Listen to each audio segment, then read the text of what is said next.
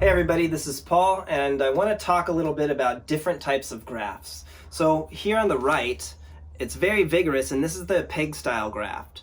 So you can see I did these on the same day with the same plant material. So anyways, this flat graft, they were both successful, but you can see the growth is slightly less vigorous. It's not as large, and the rootstocks are similar, and they're both rooted. So to me, I find it very interesting that this flat graft had a little bit slower growth. It doesn't seem to be on there quite as tight yet versus this peg style graft that we've been experimenting with now. So as you can see, the growth is more vigorous, but what I really want you to see is right here, Scott. Look at how much it's calloused over. The wound is healed, and that union is extremely strong. In other words, this is least likely to break compared to doing something like a flat graft.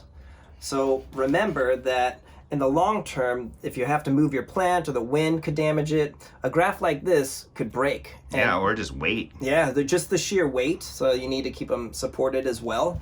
But I'm liking this graft more and more, and you can see why. It's just, that's a really strong union. And actually, look, it's even trying to shoot some new growth out there. So I'm gonna pluck that off. Can you see it, Scott? Right here? Yeah, there you go. Pluck that off. That is not something we want because I'm not sure what DNA that is. That could have been either DNA. It could have been the base plant, right? Yeah, that was right at the union. So I'm actually think it was the DNA from the graft, but I'm not sure. So I was noticing that. I was really liking the peg graft, but then this Desert King piece that's so weird. Defies everything because I grafted this like 2 weeks ago. Look at all that new growth. It's insane. And so this flat graft, I've never seen something so vigorous, but I think I know why, is if you look at the rootstock I chose. I've had this rooted for about 6 months, so it has a lot of energy traveling up. You can see there's even some new growth, so don't forget you're gonna wanna prune that off. So make sure you remove that to channel all the energy to your graft. And I almost want to remove some of these, but I'm going to leave it alone. It's kind of a freak of nature, right? I'm going to let it go so it's not shaking. But look at that. This is You should just let it go.